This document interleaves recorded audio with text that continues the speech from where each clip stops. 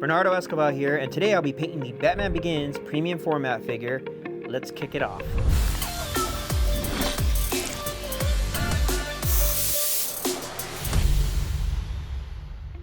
Before we begin, if you like this series, please like this video and subscribe to our channel. It really helps us out immensely. We plan on making more videos like this. Let's get to painting. Pretty stoked to be painting this thing. So I'm going to start off with painting the flesh. I'm not worried about the black portion of the cowl yet, only because I want to get the detail and the skin texture right first. That way I can see how much more lighter it needs to go or darker.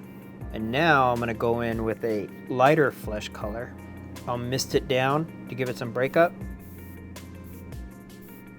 Alright, so I misted that. I'm going to go and seal it, because now after that I'm going to go ahead and start the speckling and the breakup on the flesh. You know, we want to bring out the likeness of Bale, so it's just not painting just a generic character. You know, we want to bring Bale's portrait and likeness through here, which is kind of hard to do in just this one area.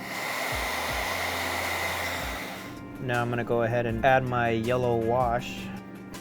I kind of want to just stain the flesh. And then we'll do the red wash. I'm going to go ahead and spritz my denatured alcohol. And what that does, it's going to break up the red paint, and it's going to make it look like blood vessels. Now, it doesn't have to be perfect, because if you're replicating skin, it's like, you know, you're always going to have little blemishes here and there. I think I'm pretty happy with the red capillary look going on there. My blue wash here, putting some coolness into the flesh. I'm going to block out the cowl in black around the mouth and the eyes.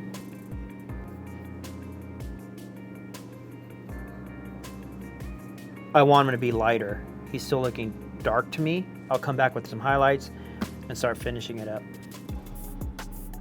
And this will help tone down some of the freckling too that might have been a little heavy. What I'm going to do now is add a little bit of shade around the jawline, some blush.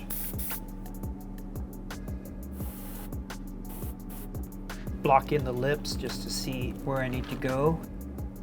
So now I'm having to do strategic washes and pinpoints of color just to get the sculpt to pop so that it looks like Bale. And a little goes a long way with what I'm doing with my washes. And I think what I'm going to want to do too is I'm going to block a little bit more of the black just to bring it in closer.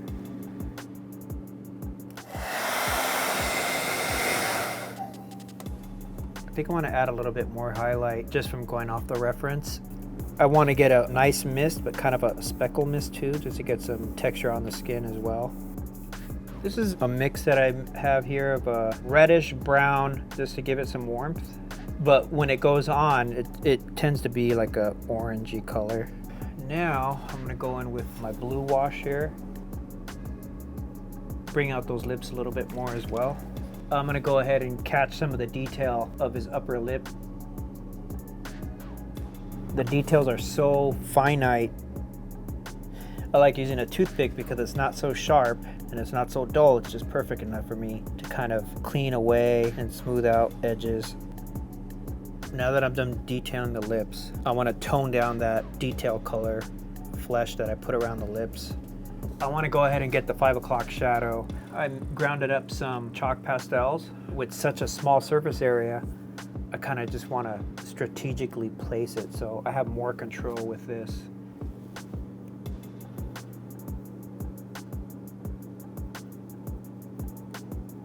Little moist Q-tip here. His white of his eyes, which I don't even use white. I always use a light gray on the cool side, sometimes with a little bit of yellow in it. Using white would just be so bright and so stark, so contrasty. Because if you were to have someone stand across the room and you look at their eyes, they're not going to be white. Now I'm just going to add a shading gray wash. I'm going to darken the eyes with the airbrush just to darken the makeup around the eye.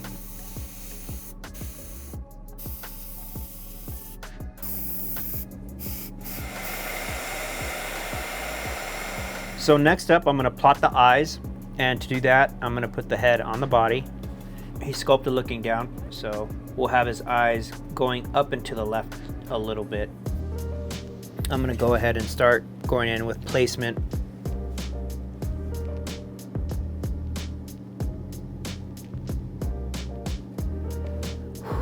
Gotta remember to breathe. It's a fine line, you know, going back and forth with everything, because I don't want the eyes too big either, but just enough so you can see it and not too small. So it's got to be just right for it to look right. I'm gonna base out the eye and start dialing in the colors. Christian Bale has hazel eyes, so we kind of want to get that across. Now this is just a start, because I might lighten them just a little bit, maybe put some gray into it, but I'm gonna see what this looks like first. The eyes need to look like they're the same size, but it's hard because, like I said, this eye might be squinted up with just a little bit more of a squint up here, so I'm just trying to get the size right and the level correct too. Looking at reference, it'll be green, and then it's got like a caramel or light orange color in the center, and then the pupil. And I go on lightly with my paint, kind of watery, because I don't want to build up too much paint on the eye. And I'm not going on perfect with it either. I'm kind of like brushing it on there. That way I can get some little striations in there in the eye.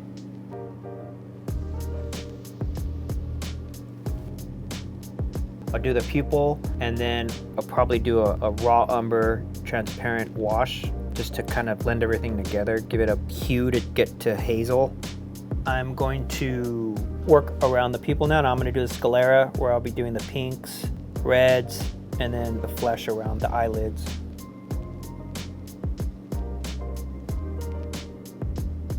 Okay, so I'm pretty happy with that. Now I'm gonna try to get the little eyelashes on the bottom lid. It's so minute and so small, but just how cool it would be to have that little extra detail around his eyes. What I want to do now is put just a little bit more of the black makeup around the eye. And I'm using a transparent shading gray, or a smoke if you will. I'm going to mask the flesh and the eyes because I want to paint the cowl. So I'm going to go ahead and just scribe with the back of my X-Acto around the edge here.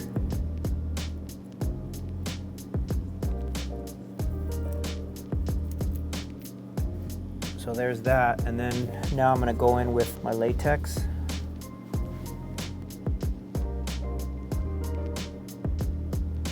And it'll get like a brown, like off-white, as opposed to this lighter color. All right, so now that the latex is dried enough, if not, then oops, I'm gonna go ahead and base coat it with my black mix that I got here. In the movie, it's a warm black gray color to me that I see, so I'm trying to play off that, get that undertone in there. I'm gonna go ahead and shade it and highlight it. I'm gonna go in with my gray wash, like a warm gray, warm light gray, really quick because I don't want it to dry. And now get my makeup sponge and just start dabbing it off. Now I'm gonna spritz my denatured alcohol on here and have it break up that gray wash. Just trying to get some good breakup. Now you're probably looking at it going like, eesh, what happened? It's gonna be looking like a rubber tire, which if you look at it, it kind of has that look to it when you look at the suit and all the pre-production and all the like publicity shots and stuff. I'm gonna take my extra fine steel wool and just lightly go over the surface and knock down some of the hard edges, get all those little fibers out of the nooks and crannies there. I'm gonna mist it with a warm gray. This is also gonna tone down the harshness of that chalky wash that I put on there.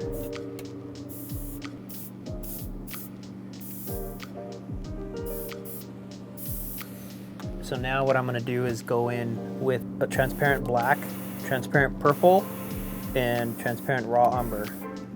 Now I'm working in layers. I really like doing that because it's subtle, but I'm able to work and control the main color. Okay, I'm gonna put the head back on the body here, and I did my general shading. Since he's looking this way, we're gonna have the light source, I believe, coming on this side, like a moonlight. So, you know, I'm gonna be darkening more on this side. I want to force in the cast shadows that his cowl makes, because that's what makes him look so fierce in the movie. The Batman Begins suit to me is like iconic. What I'm gonna do now is I'm gonna add some highlights to the cowl. I'm trying to get the angles here, like how you see in some shots where you get the harsh lighting and shadows. So next up, I'm gonna add shading. It's basically the same tone that I use for the base color, which is black, brown, and a purple mix, and just start blocking in so where the shadows would be, bringing out the details and getting a shape, if you will. So basically just bringing out the sculpt. I'm gonna mask off and add a harsher highlight to pop out the detail of the skull. Just so it doesn't have such a harsh line here, I'm just gonna do a quick masking with my silly putty. Right now I'm adding masking to, basically I'm just following the sculpt, but I also want it to pop too, as if, you know, the light was hitting it. He looks ridiculous, but let's see what this does here.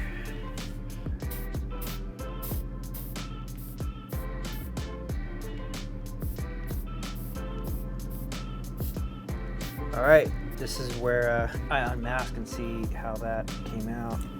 So there we go. I'm gonna go in and paint in some of the shadow detail in the eye.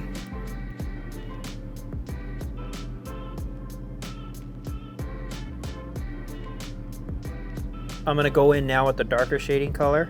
I'm gonna mask off the highlights I did so that they don't get dark.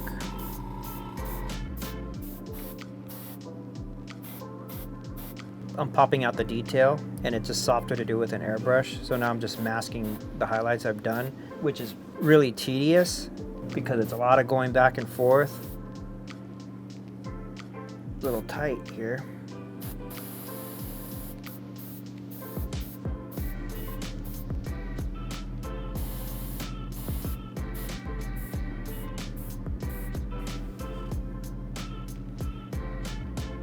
The big reveal. I'm gonna unmask the flesh parts. That looks pretty good. So let's take the latex off here. So now it's still working with final details just to make the skull pop. This also gives me a chance to tone down the highlight that I brushed on, just so it's not so harsh. I'm gonna put this on the body and see how these highlights and shadows look. So what I'm gonna do next is I'm gonna brush some satin around the black makeup portion around the eye just to separate it from the cowl that's flat. I'll add some satin in within the eye as well. Then I'll hit it with gloss just around the iris. So heading on now to basically, which is the last step, I'm gonna mask the fleshy parts here just really quick because I'm gonna add another highlight, kind of a moonlight going on since he is on top of a building and probably most likely at night.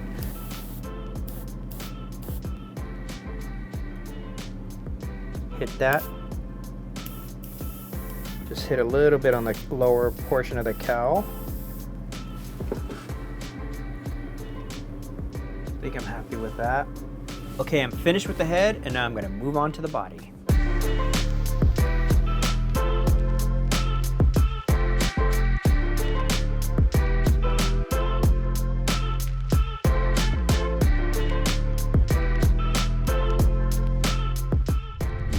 There it is, the Batman Begins premium format quarter scale figure all wrapped up. And remember, it's not who I am underneath, but what I do that defines me.